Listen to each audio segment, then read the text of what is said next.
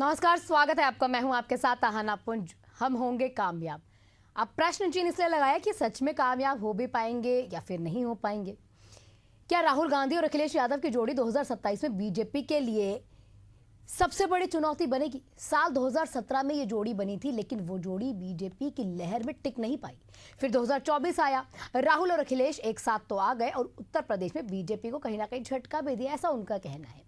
अब सवाल ये उठता है कि क्या यही जोड़ी 2027 में कमाल कर पाएगी, बीजेपी की सत्ता को चुनौती देने में कामयाब हो पाएगी?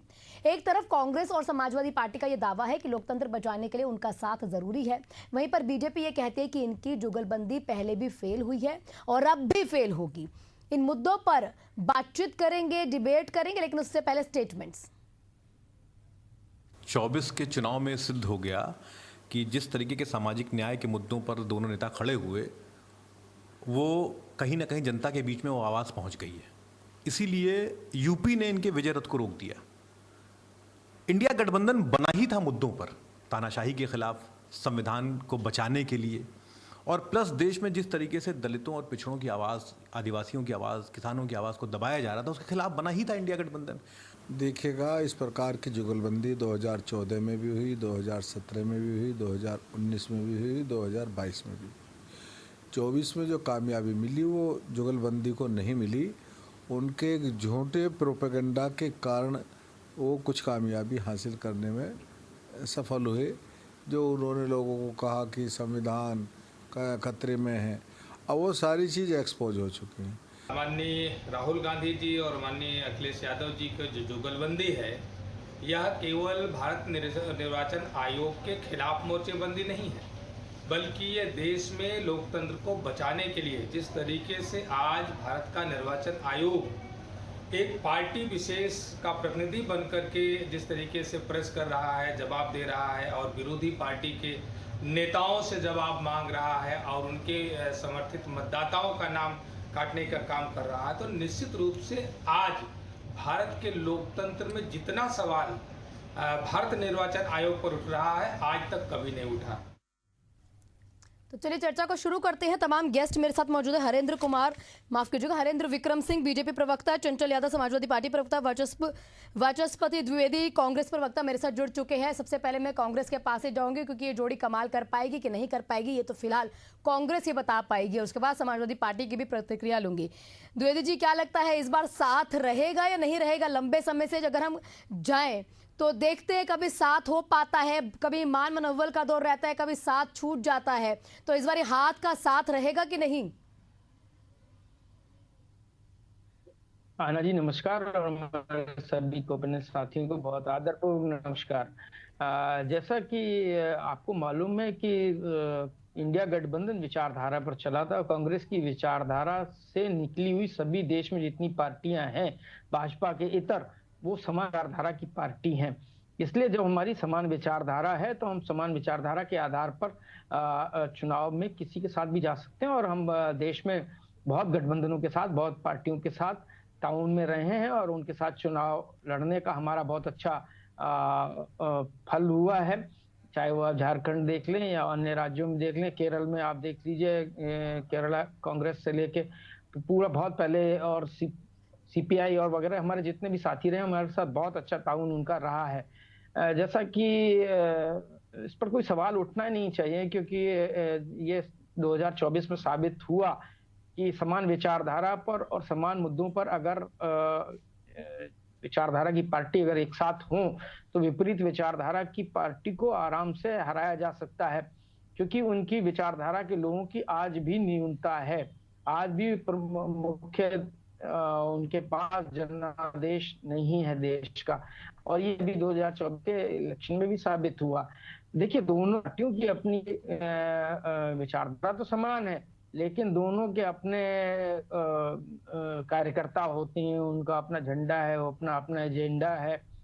अभी सपा का अपना एजेंडा है, कांग्रेस का भी एजेंडा, उनके साथ कंधे से कंधा शाना बशाना होते हुए भी इसके साथ कुछ और मुद्दों पर भी जोड़ के, हमें राष्ट्रहित के मुद्दों को भी जोड़ के चलना है, जैसे कि उसमें अगड़े पर कोई बात नहीं हो रही तो अगड़ों को भी हमें साथ ले चलना है, क्योंकि अगर हम अगड़े को साथ नहीं लेंगे तो और केवल पीडीए की बात करेंगे तो ये पूरा देश के साथ न्याय नहीं होगा, देश की जनता के साथ और आम नागरिक के साथ न्याय नहीं होगा। तो हम इन सब लेकिन चीजों लेकिन को और द्विवेदी जी लेकिन हमेशा देखने को मिलता है विधानसभा में साथ हो जाते हैं, लोकसभा में अलग हो जाते हैं, लोकसभा में साथ हो जाते हैं, विधानसभा में अलग हो जाते हैं। तो ये जो कहीं ना कहीं असमंजस की स्थिति रहती है तो ये ठीक नहीं रहती। और ऐसे कई ऐसे बयान है जो दिए गए कांग्रेस पार्टी की तरफ से ही, ऐसे कई मैं आपको बयान सुनवा सकती हूँ जिसमें हमेशा बोला गया है समाजवादी पार्टी के साथ गठबंधन अच्छा नहीं है उत्तर प्रदेश में।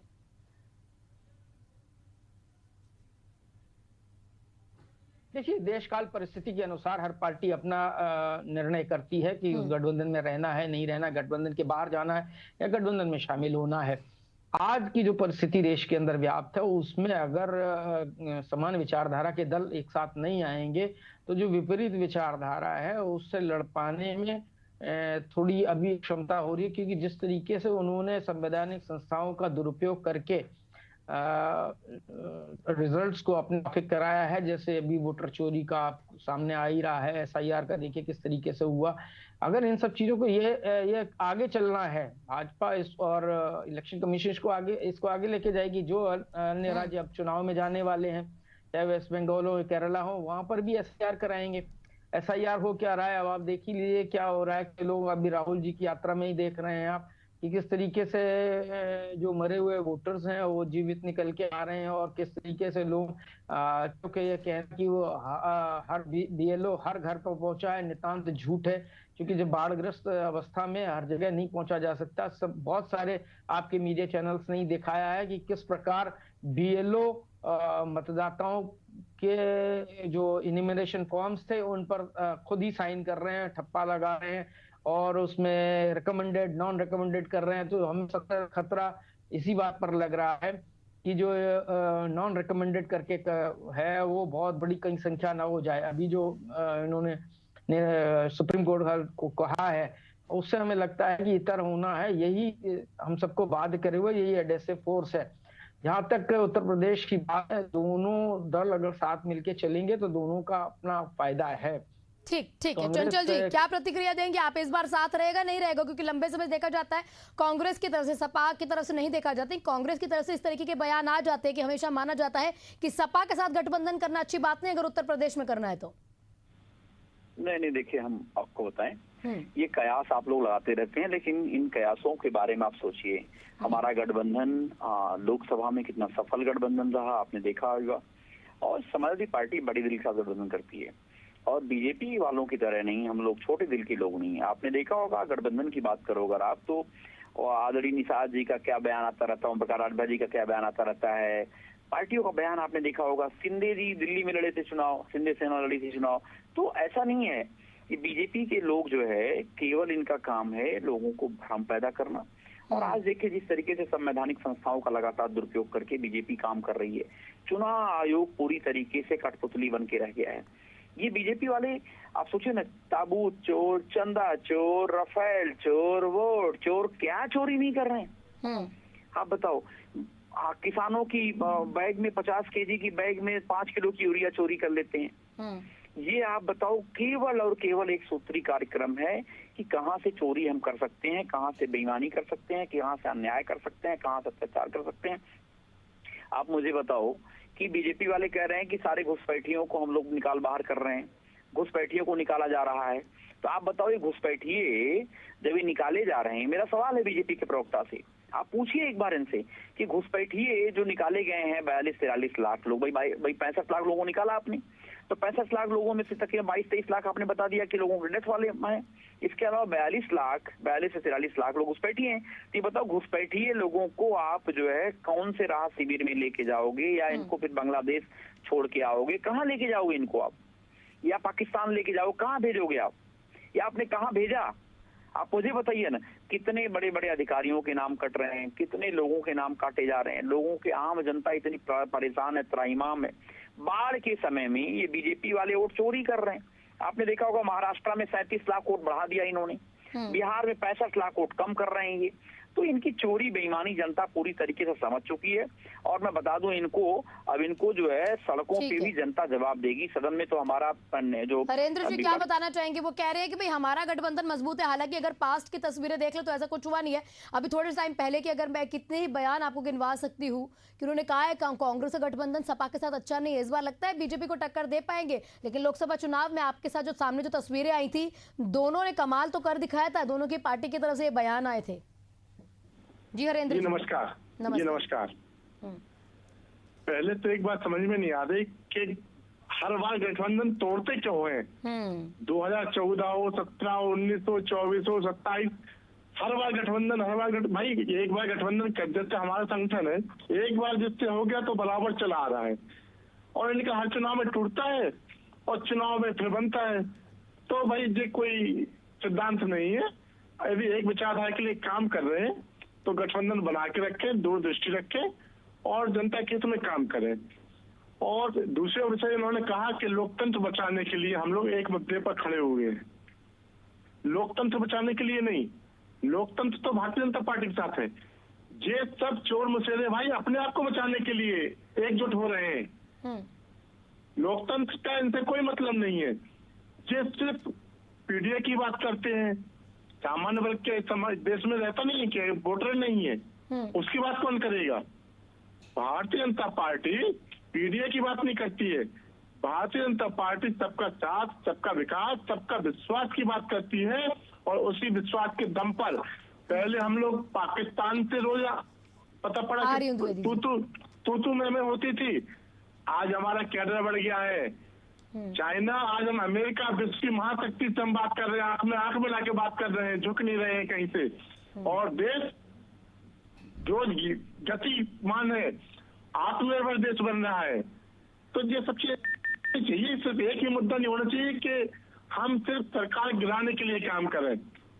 भाई विकास के लिए भी तो बात करो कभी। हम विकास के लिए आपके पास क्या एजेंडा है? कोई एजेंडा बनाया आपने? भारतीय जनता पार्टी सरकार ने एजेंडा बना के काम कर रही है और 2047 तक भारत को यानी विकसित भारत बनाने का काम कर रही है और इस दिशा में बहुत तेज गति से आगे बढ़ रही है। इन लोगों के पास कोई एजेंडा नहीं है, फर्जी बातें हैं। भाई अंगूर नहीं मिल रहे तो अंगूर खट्टे कह दो, दूसरों पर इल्जाम लगा दो, दूसरों के लिए कुछ कहते रहो, टांग तोड़ना शुरू कर दो, उसकी टांग खींचना शुरू कर दो। भाई फ्री व्यक्ति ये तो कर सकता है। भाई आज देश के नाम पर कम से कम जब हम लोग विश्व की महाशक्तियों से लड़ रहे हैं तो वहां तो कम से कम एक मंच पे हम लोग एक साथ रहे। हम भी विपक्ष में रहे हैं, हमने हमेशा साथ दिया ऐसे समय पर, देश के साथ खड़े हुए। अपने अपने मुद्दे हम लोग नहीं सर, अगर जैसे गठबंधन की बात हो जाएगी तो फिर बात बढ़ जाती है और बार बार कांग्रेस निशाना साध देती है। कांग्रेस क्या सारा विपक्ष निशाना साध देता है कि एनडीए में कितने दल हैं? जी एनडीए में कितने दल हैं सर? एनडीए में देखिए हम लोग गिनती वाले दल नहीं रखते। हमें तो जो देश के हित में वो हमारे साथ है। कोई भी दल हो जो देश की बात करेगा वो हमारे साथ होगा। और बहुत से दल और बहुत से लोग, चाहे सांसद हो चाहे विधायक हो। अभी आपने देखा होगा पूजा पाल ने खुले मंच से सरकार की तारीफ की, सदन में तारीफ की। उसका परिणाम ये हुआ कि कल तक जो पूजा पाल इनके लिए बहुत अच्छी थी, आज पूजा पाल को गालियां देनी शुरू कर दी। भाई ये कोई बात थोड़ी, कोई कल तक आपके साथ था तो बहुत अच्छा था, आज यदि उसने खुले मंच से सरकार की तारीफें कर दी तो आपने निष्कासन करके और उसको गालियां देने शुरू कर देंगे। ये तो अच्छी बात नहीं है। जी द्विवेदी जी बताइए, ऐसा क्यों होता है कि भाई कुछ ऐसा अगर अच्छा काम किया जा रहा है, सरकार की सराहना की जा रही है तो कांग्रेस को या विपक्ष को अच्छा नहीं लगता, उसके खिलाफ हो जाते हैं? या फिर ऐसी तस्वीरें फिर आप लोग बयान देने लगता है कि आपकी अगर किसी भी रणनीति से कोई भी ऐसा सांसद, मंत्री, विधायक होता है, अगर वो साथ नहीं देता है तो एनडीए में चला जाए तो भी दिक्कत हो जाती है?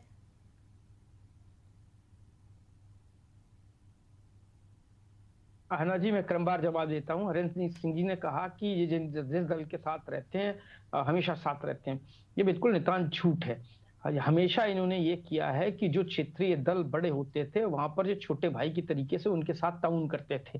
जैसे आप पंजाब में ले लीजिए तो अकाली दल के साथ, इसके बाद हरियाणा में हरियाणा विकास पार्टी के साथ, अगर आप महाराष्ट्र में आ जाए तो शिवसेना के साथ, और झारखंड में आ जाए तो झारखंड मुक्ति मोर्चा के साथ, उसके बाद नीतीश कुमार जी के साथ, और उसके बाद उनके साथ सरकार में शामिल होके येन केन प्रकारेण उस दल को समाप्त कर देते हैं। जो क्षेत्रीय दल इनके साथ होता है वो उनका एनगल्फ कर लेते हैं, उनके वोटर्स को एनगल्फ कर लेते हैं, उनके संगठन को एनगल्फ कर लेते हैं, हड़प कर लेते हैं, जिसको हम दूसरे हिंदी भाषा में कहें तो समाहित कर लेते हैं, थोड़ा परिष्कृत भाषा में करें तो। इनका इतिहास तो यही रहा है, पूरे देश में इनका ये इतिहास रहा है। एआईएडीएम के साथ समझौता करते हैं, कभी डीएमके के साथ समझौता करते हैं, कभी कर्नाटक में किसी के साथ समझौता करते हैं, कभी असम, कभी आप नायडू के साथ समझौता करते हैं, कभी नायडू के खिलाफ चुनाव लड़ते हैं। तो हर राज्य में इनका यही रहा है सिलेक्टिव प्रोसेस कि किस तरीके से हम अपने दल को बड़ा करें, और जो हमारे साथ दल आए, जो क्षेत्रीय दल बड़ा नहीं, लेकिन सर 2019 में बात नहीं बनी थी, लोकसभा चुनाव में बनी, विधानसभा चुनाव में बात नहीं बनती, ये हमेशा से देखा जा रहा है। अगर मैं पूरा देखिए ग्राफिक्स के माध्यम से समझा भी रही हूँ कि कांग्रेस और उत्तर प्रदेश में कांग्रेस और सपा का गठबंधन जो है हमेशा देखा जाता है, विधानसभा में हमेशा कुछ ना कुछ दिक्कत आ जाती है, लोकसभा में वो दिक्कत नहीं आती, ऐसा क्यों है? ये बिल्कुल सीधी सी बात है, क्योंकि राष्ट्रीय दल जब होता है तो उसकी राष्ट्रीय सोच होती है, और क्षेत्रीय दल जो होते हैं वो क्षेत्रीयता के साथ लेके आते हैं। मैं ये नहीं कहना चाह रहा हूं कि इन दोनों में कोई विभेद है। क्षेत्रीय दल जो होते हैं वो ज्यादा क्षेत्रीयता को साथ लेके आते हैं, तो उनके क्षेत्रीय मुद्दे होते हैं उस पर वो ज्यादा अच्छे तरीके से वर्कआउट करते हैं, और इसीलिए लगातार आपने देखा हो कि बीच में 80s के बाद 90s में कोएलिशन की गवर्नमेंट बनी, कोई पूरी बहुमत की सरकार नहीं बनी। तो ये उसका कारण था कि उभार था क्षेत्रीय दलों का। लेकिन जिस तरीके से भाजपा ने क्षेत्रीय दलों को का बिल्कुल समाप्त करने की स्थिति पैदा कर दी है, अब वही काम कांग्रेस ने उनसे सबक सीखा है। अब कांग्रेस क्षेत्रीय दलों को अपने साथ मिलाकर उनकी महत्ता को समझते हुए उनको हम बराबर तो ये सबक कहाँ से सीखा सर, ये सबक कहाँ से सीखा द्विवेदी जी, ये सबक कहाँ से सीखा है? जैसे एनडीए में ये सबक है, अभी आपने क्योंकि इतने सारे पंजाब का, बिहार का, झारखंड का, बहुत सारे राज्यों का उदाहरण दिया है, तो ये सबक एनडीए से ही सीखा है? ये देशकाल परिस्थिति से सबक मिलता है, अगर जो पार्टी इससे सबक नहीं लेती है तो वो समाप्त हो जाएगी। तो अपनी गलतियों से हमने सबक सीखा और ये जाना कि हम क्षेत्रीय दलों को साथ लेकर ही हम बन सकते हैं, क्योंकि जिस तरीके से भाजपा का उद्भव हुआ वो क्षेत्रीय दलों को साथ लेके हुआ। हमने कभी एकला चलोरे के सिद्धांत पे पंचमढ़ी के अधिवेशन में हमने अपना मान के चले, उसको देखा, बाद में खुद पता चला। पश्चिम बंगाल में दीदी कह देती है, पश्चिम बंगाल में दीदी कहती हैं एकला चलो। ठीक है, चंचल यादव जी बताइए, 2017 में सपा और कांग्रेस का एक नारा था, यूपी को ये साथ पसंद है, 2025 में लग रहा है कि ये साथ पसंद आएगा और आगे बढ़ सकते हैं, या फिर से कोई ना कोई ऐसा मुद्दा आ जाएगा कि अगर हार का सामना कहीं करना पड़ता है तो कोई ना कोई बात को और बढ़ा दिया जाएगा? चंचल जी आपको आवाज मिल पा रही है? चलिए, चंचल जी का संपर्क टूट गया है। एक बारी बीजेपी प्रवक्ता चूंकि हमारे साथ हरेंद्र जी मौजूद है, हरेंद्र जी क्लोजिंग रिमार्क में आप इसे चाहूंगी। देखिए 2017 में जो है ये साथ यूपी को बहुत पसंद है, ये नारा आपको याद होगा, दोनों ने मिलकर दिया था। अब मैं ये समझना चाह रही 2025 में अगर ये साथ यूपी को पसंद नहीं आता है तो हर बार की तरह कोई ना कोई सत्ता पर ही निशाना साध दिया जाएगा? इनके पास कुछ नहीं है, ये इनका सिर्फ एक ही लक्ष्य है कि कैसे भी देश के विकास की गति को रोका जाए, भाजपा को सत्ता से बेदखल किया जाए, उसके लिए देश गिरवी रखे, कुछ भी हो जाए। और इनके भाई हमारे कह रहे थे कि जहां जहां इन्होंने क्षेत्रीय दलों से गठबंधन किया, क्षेत्रीय दल समाप्त हो गए।